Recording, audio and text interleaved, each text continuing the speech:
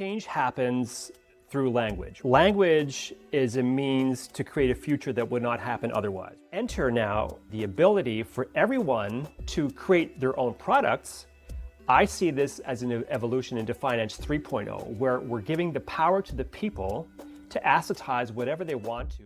For me, like the vision is to go and pull up your phone and do a voice prompt and have out of that prompt a security done within seconds. This is the Assettizer podcast. Hi, everybody, and welcome. My name is Tom Lyons. This is the Assettizer podcast, and today I'm very excited and a little bit trepidatious to be sitting here with Steven Loepfe, the Chief Marketing Officer of GenTwo. Also happens to be my boss, and after 2 years, a good friend of mine. So, Steven, welcome to the show. Thank you very much. Trepidatious. I'm all rambunctious, so let's go. Yes, I've noticed that about your rambunctiousness. I think that was from day one on. So, Steven, we want to talk about a whole bunch of different things today. We want to talk a little bit about you. We want to talk about the genesis of this book that we have in front of us and the whole assetization concept. We want to look forward to talk about something you've been calling user-generated finance, which I'm very interested in learning more about, and maybe talk a little bit about some of your specialties, especially communications and storytelling. But first, as is traditional on these kind of shows, why don't you tell everybody a little bit about yourself and how you ended up here? Well, thank you very much for having me on the show. I mean, we've having these conversations over and over again on who to bring on the show. So you approached me and said, "Would you like to sit in once?" I said, "Sure." But the thing is, I was always asking myself, what would I have to share with the audience, relevant for the audience, and just so we framed this. The way that I would see myself as a contributor to the Assetizer, I am looking at the questions you have, I'm looking at our business, I'm looking at the finance, I'm looking at economy, I'm looking at everything that's happening out there from a perspective of a creative person. So for me, it has a lot to do with creativity and unlocking the genius of a human in order to bring that genius into the world. And that could be through a story, that could be through a product, that could be through a service, and that could be at GenTwo through Assetization. So I'm happy to share my thoughts as a creative person and not such as a finance person. Exactly, and you've got quite a background in this intersection between creativity, marketing, and business, right? Well, yeah, I mean, I started off early on, we're all creative as kids, right? As kids, we draw, we create, we're very crafty, we're makers, right? So what happens in the course of life, you sort of enter the professional world and you start dropping that creative genius, right? So you are in the position where you're sort of forced to adhere to a protocol, which is a business protocol, which is a protocol of put it this way, of obedience in a way. So you start to lose this creative spark. And there are certain examples, like our CEO, for example, who has not lost that spark. Like Philip is a completely creative maniac and crazy guy, 24/7. And that said, most people lose that spark, right? So what happened with me when I was a kid, I think I just never lost that. So I just kept on doing stuff. So I started off at the beginning as I did my first newspaper in school, so I was writing in grade school, and I still have those newspapers at home. It's called Dagelijblad, right? So I go out running, I would take these photographs of accidents happening in our neighborhood. I'd go out and interview people in the community and put that up, and I'd sell the magazine within class. After that, went on into disco, which was at the time big thing, like having the traveling disco. Went into music, then went into photography. Got kicked out of school because I was doing too much stuff apart from the curriculum. Oh, you never told me that one. I never knew. So I got kicked out of in all our discussions. No. I dropped out of the gymnasium because in fifth grade because I was completely absorbed with all kinds of other curriculum stuff. So I was like. I was DJing at the time as well, so I'd be playing. I was 17, like I'm playing at clubs in Zurich at the time. So I'm creating all the time, right? So after that, I got into photography, which was my first business. I saw that the photographers, some photographers were making good money on being creative, but some were really not, able to pay the bills. So I figured to be close to photography and still to make a living, I opened up like a first shared service office, which was, helping photographers. For photographers, yeah. Yes, like doing their bills and the bookings and traveling around the world, meeting all these wonderful models. I told you once, Loren Scott was one of them. So that's how I started out. Then after that, I managed then to get back into business school. So I went into business school, studied. And maybe just really quick for people who aren't in Switzerland, fifth grade, he means the fifth grade of high school. Yeah, not like the fifth grade, like you weren't doing all this when you were 12 years old. No, Okay, no, because it's counted a bit differently. Yeah. Okay, go ahead. So you're out, you're hobnobbing, you're going to con, you're doing all this fun stuff. Yeah. So then after that, I opened up. I wanted to become.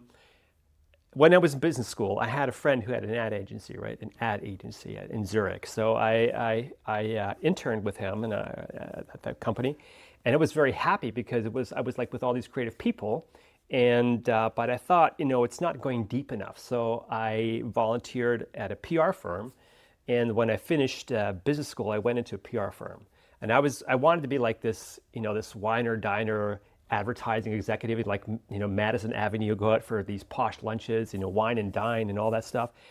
So I ended up in PR, which was like a cold start. And in PR, instead of doing all the posh stuff, I ended up selling dog food. Okay. So I sold dog food, which was like the beginning of my career. When I was like 24 or so, I sold dog food. Nobody wanted the account, and I took the account, and that's where I first noticed how important story becomes in framing stuff. Nobody wanted to pick up the account, so what I did is I figured, well, I mean, if dog food is not that sexy, how can we like increase sales for dog food? And what I did then, together with a couple of colleagues that were at other PR agencies scattered around Europe, we came up with this idea not to work on the dog food, but to work on the dog and cat population. That's right. So getting people interested in having dogs. Yeah. So like starting a movement, that was like in the 90s, right? So in the 90s, we would start to create programs for people to like pet programs, bringing pets into school, into elderly homes. Showing the benefits of having these domestic friends, right? These cats and dogs. Okay. And let me ask, because this is interesting also for what we're doing today, because you're basically seeding a little bit of a new concept, all right, and seeding a market, right? And from the bottom up, right? Getting people in. So what's the lag like between that and people start buying dog food? I didn't create dogs or cats. No, I just saw that dogs or cats. I had a dog myself when I was a kid. I thought it was wonderful to grow up with a dog, and everybody who has dogs or cats at home knows it's just wonderful to have pets. Oh yeah, around. we had so many growing up. Oh yeah, my mother loved dogs. I mean, it's wonderful to have these pets around, but not everybody had this ability. So with the purchasing power increasing, people having more time, these pets became more and more, quote unquote, accessible for everyone. So this is like a movement that increases the population of the dog and the cat. So that we'll get to finance in a second. So, but just coming back to your question, the lag. So we started in 91, 92, and 10 years later, this is the lag, right? This movement. I mean, you could walk around the world now, and you can see like there's so many more pets and dogs around the world. I would not credit that to the program that I was initializing at the moment. It was just like that sort of fed into, yes, pets are good for you, and pets are good for you, by the way. Everybody who's watching who has a pet at home knows that. So that's how things, you seed that idea of a pet is good for you, and of course there's a lot of benefits for that, and then take some time, and then it comes to fruition. Great. So you had this PR marketing career and various different things here in Switzerland. And then before we get into the whole finance stuff and seeding this That's community. That's what people are here for. That's what people are here for. Yeah. How do you end up here at GenTwo?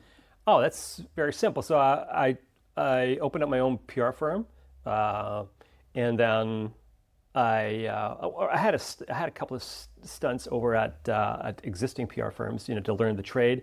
Like my first boss, Peter, he was Peter Knobel, his name is, Dr. Peter Knobel. Well, He was a reader. He loved books, and he taught me how to write. So, for everyone who's listening, I mean, this is like the evergreen skill. Everybody, even despite the engine and having AI, this is a skill everybody should be, honing and really taking care of. Writing and speaking; those are evergreen skills. Yes, absolutely, it's true. And he taught me to write and to speak.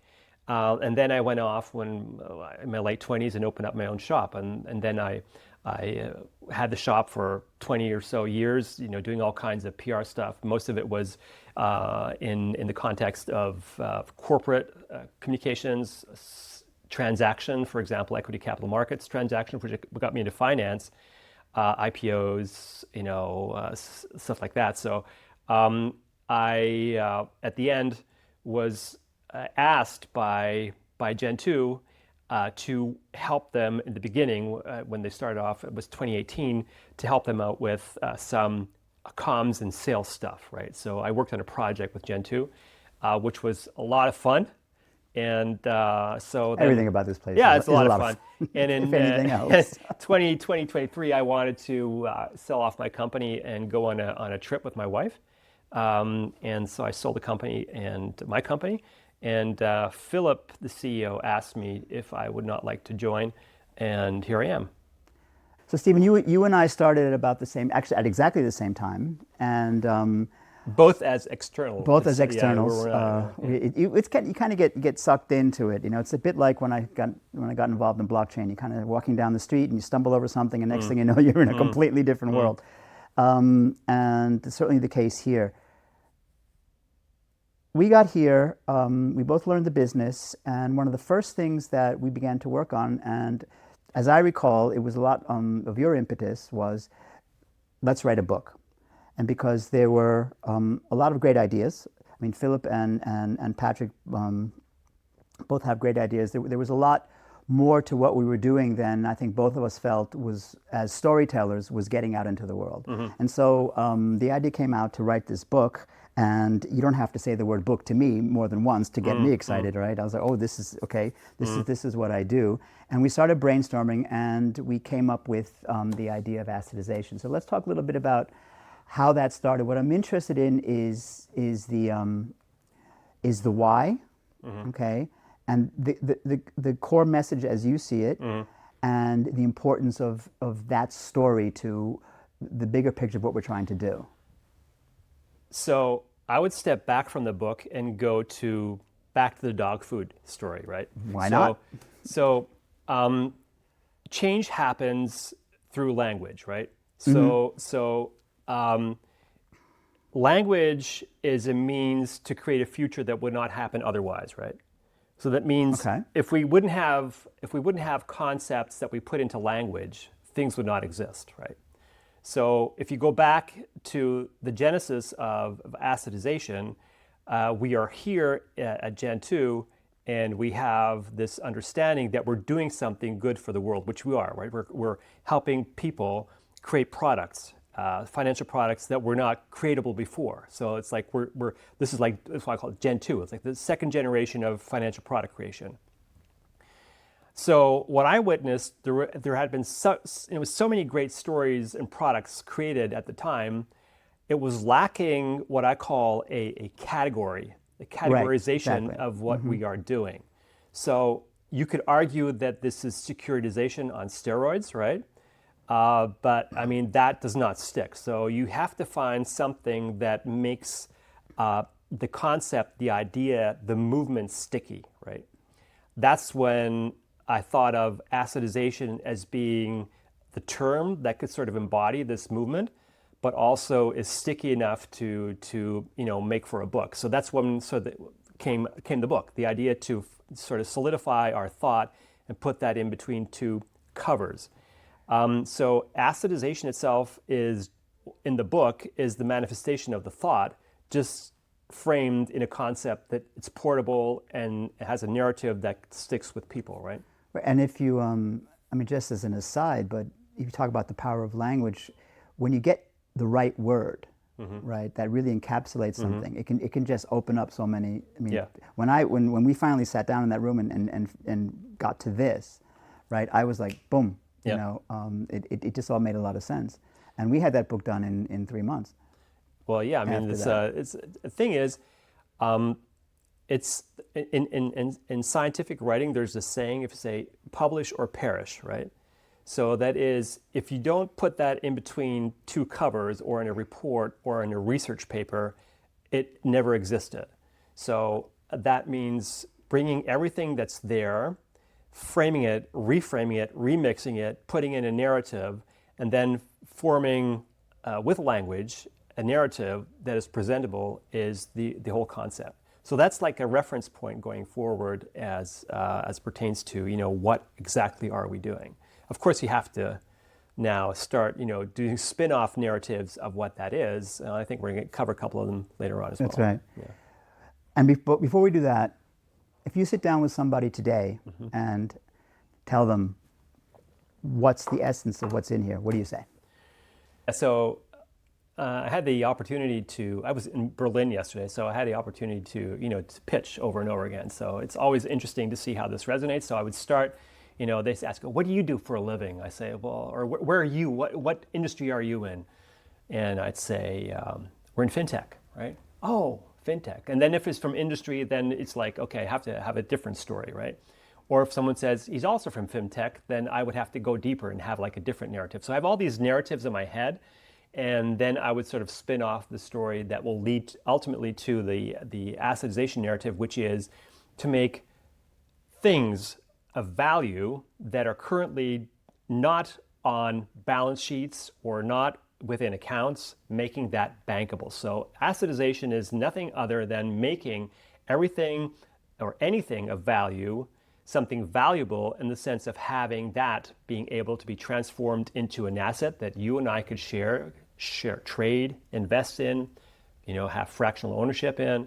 So it's just making something of value into a security that everybody could share. Which is on the surface of it, seemingly a fairly simple, perhaps a straightforward thing, but that has a lot of ramifications, right? Such as? You're supposed to tell me. No, because we talk a lot about democratization Yeah. of investing. We talk a lot Yeah. about creating access. We talk Yeah. a lot about sort of being part of a much longer, and we talk right about this in the book, but being part of a much longer trend of opening up of financial Yeah. services to Yeah. more and more people. Yeah, I mean, this is a historical trajectory. You can see it like in any domain. It's you could look at it in politics or in the social environment. Democratization is something that keeps becoming something that limits, or not limits, that decreases the hurdles to access something. So, for example, power, right? So, if you look at democracy in the history of mankind, it's like you and I were given more and more rights over hundreds of years, right? So, we live in Switzerland, which claims to be one of the oldest democracies in the world, which is factual or not. But you and I, we can decide on if we want to have the ice rink built or not. So, over time, the access to power is granted. So we have, as people, we have this access. Same thing in finance. So over the course of many, many years, this was like a limited club of elite people, doing the LP structure, or doing the fund, or doing the ETF, or doing now the AMC. So that is, over time, making that accessible for everyone to participate in this financial ecosystem. And if you enter blockchain or Web 3.0, all of a sudden you see this is completely democratized. Anybody who's can do a smart contract or fork something is all of a sudden someone who can participate in creating stuff on that chain, or on the chain, or off the chain in our case, and therefore make that accessible for the masses. We have the book and we have the category that we like. And lately, you started talking about this idea of user-generated finance, and that's a term that I'm also familiar with. It comes out of the DeFi world. And it's really an expression of this ethos of everybody doing it themselves in terms of creating financial products and really getting creative. And this is something that you and I have also talked about in the past. And I want to get also to the creator economy comes to finance. But what are you seeing in this term, user-generated finance, and how does it overlap a bit with what we're doing? Because I think it's kind of a convergence between the traditional world where we work and the completely, outside the system blockchain world, and with the same goal, right, of enabling people to take more and more control of their financial selves and also product creation. Yeah. So, as a creative, once again, I'd like to take a story that sort of puts like some color to your question. So, you look at the concept of content and monopoly of content. You rewind maybe 50 years, you would see the Hearsts of the world, you'd see those who are controlling content and content distribution, right? So you have network TV, network radio, the large publishers, they own like the monopoly of content and content production, content creation. They own Super Bowl commercials, they own the newspapers, they own radio stations, they own TV stations. Then enter the net, the web, internet, right? All of a sudden, this power of someone having the authority to create content is diluted, right? All of a sudden, it's power to the people, right? So enter user-generated content, right? So it's like your son, my son, they could start becoming publishers. They compete with the Time Lifes of this world, the Sonys of this world. They can start competing with a smartphone and an internet connection, right? So that it is all of a sudden people are given access to something they didn't have before, which is having the opportunity to distribute, to create and distribute information over the net, right? So we are sort of making use of what's possible and what's there to become publishers ourselves. Now, shift the domain into finance, right? You will see the Hearsts and the Time Lifes today, Exactly. which is like finance 1.0, right? Banks and the banks, the regulators, everybody's regular. Yeah, so everybody's in this finance 1.0 world where we are today. We're not near anywhere. So we see finance 2.0 entering, which could be like the Robinhoods of today, which could be other, not disruptive, but evolutionary concepts that sort of are starting to challenge, like the new banks, the Revoluts, the Robinhoods of the world, challenging this finance 1.0 and making like finance 2.0, right? Enter now, from my perspective, the ability for everyone, also with our technology at GenTwo, to create their own products.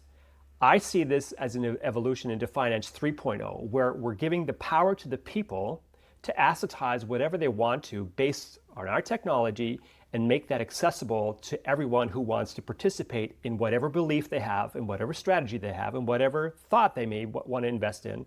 So that for me is like an evolution. That is not there yet, but it's something that's going to come sooner than we think, because as you look at the numbers, currently, like I pull them up here, 30 million new US investors since 2020. I mean, 30 million people investing newly. So there's a Gen Z coming into this world, and they're accustomed to creating stuff themselves. They're accustomed to this, this user-generated concept, right? So they are entering this is not the wine and diner of with the tie at the Bonnerstrasse, Gartenstrasse, or the city.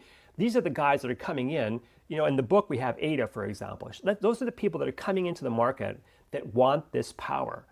56 or 58% of those are early adopters. Those are the ones that are following bloggers, that are following influencers on finance, and seeing what's possible, what's doable.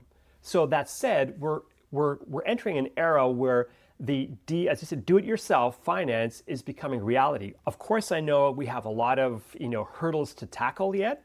We have regulation, we have KYC, ML, all kinds of topics that we have to sort of understand first. But it's coming. The power to the people to create the products is there. That's the era of user-generated finance. That's when you and I can start creating our products on a platform such as GenTwo and create an AMC, for example, on your whatever Grateful Dead memorabilia collection, for example, or whatever that may be, and create an AMC or a tracker on IP, for example. Or I could start assetizing my daughter's future revenue streams because she's becoming a lawyer, right? So we can do any kind of product, right? And that said, that's where GenTwo comes in and helps helps creators create those products. So one of the things that you talked to me a lot about, and all of us in the team when we first started hanging out and working together, was to ask the dangerous questions. Right. Okay, not just the happy-go-lucky questions. And the dangerous question I'm going to ask you, and it's a question I've been asking myself since really I got into the whole blockchain space back in 2016 and watched it evolve, is I love this idea of DeFi, user-generated finance, do-yourself finance, democratization, having it all in your hands. What I've been observing is that it's taking its time to get out there. And one of the things that I have had to ask myself, whether I like to or not, I also asked this with in a conversation with Mark Arasaratnam, is this what people really want? Do people really want to have that responsibility for doing their own things? Or are they sometimes just, are we all happy just to have somebody else do it as long as they do it the way we want it? So the question is not if, once again, but when, right? So go back to the moment where you have, say 1995. I know, when was the first time you were on the internet? Yeah, it would have been around Okay, I was like in 92 early or 90s so. Yeah, that was the information superhighway, right, as Gore called it back then, right? So the information superhighway, and if you go and you would explain to someone, okay, you could publish content online, I mean, it seemed some kind of radical until it became obvious, right? Mm-hmm. So that means we are entering the same era now, right? It seems radical, this idea, until it becomes obvious. So for us, the proof point that we have at GenTwo is having created hundreds and hundreds, or 1,600 products in all domains, all kinds of assets and underlyings in the past 7 years, right? And you could argue that's not a lot, but that's a lot because there's like 6 billion worth of products we've assetized since the inception. So that means, yes, it sounds radical. And at the beginning, people really didn't like us that much because we were starting to poke at the existing system. But it's becoming obvious now, right? So we have traction around the world. We have 26 clients in 26 different countries building products on our platform. So that means it has some small momentum. But just imagine if everyone would have access and would be able to go onto a platform like Canva for financial products. What financial product would you create today? I mean, this is going to be huge, right? And the ones who enable that, the ones who have the rails to have the democratization of product creation, which, by the way, is our vision, is to democratize financial product creation. The ones who enable that will be the ones that will spark and fuel this movement, right? And create immense value for everyone around the world, right? So the story is as easy as I can make a YouTube video today. Tomorrow I'll make my financial product. Yeah. So for me, like the vision, or also for Patrick, is like to go and pull up your phone and do a voice prompt and have out of that prompt a security done within seconds, right? So say, for example, we had this idea of going to, like currently in Basel, it's Art Basel. So you may have an up and rising artist, and you want to assetize like the future revenue stream of that artist, right? So you go into this gallery, and then you'd see the work, and you say, okay, let me prompt this, and there may be some questions about valuation, et cetera, that you may have to ask, or some questions about jurisdiction, but that's all done through the engine. And once you've prompted that through, you have an agentically created investment product that you and I could book into our accounts within a couple of seconds, right?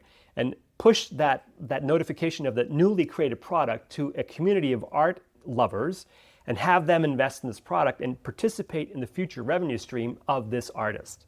So that's like how this would, materialize in the future. It's a fantastic vision, and we actually made a short film illustrating just that, which I'll put that into the show notes that people can look at that again.